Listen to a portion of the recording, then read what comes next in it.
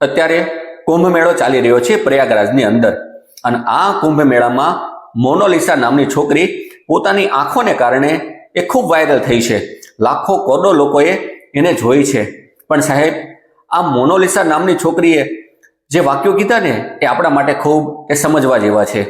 આ છોકરીએ વાત કરી એ કે લોકો મારી સેલ્ફી પાડે છે, મારા વિડીયો ઉતારે છે, અને હું જ્યાં જાઉં ને ત્યાં મારી પાછળ પાછળ એ આવે છે, પણ અત્યાર સુધીમાં કોઈએ મારી પાસેથી એક માળા પણ ખરીદી નથી. આ વિચારવા જેવી વસ્તુ છે. ઘણીવાર આપણને એમ જ થતું હોય કે દુનિયાના લોકો એ મારી પાછળ એ વાહ કરે છે, મારી પ્રશંસા કરે છે, પણ સાહેબ, એ તમારી પ્રશંસા નથી કરતા, એ તમારો લાભ ઉઠાવે છે. અને આ મોનાલિસા નામની છોકરી કંઈક એવું જ કહેવા માંગે છે કે દુનિયા છે ને એ તમારો લાભ ઉઠાવવા માટે તત્પર છે, પણ તમને સપોર્ટ કરવા માટે તત્પર નથી.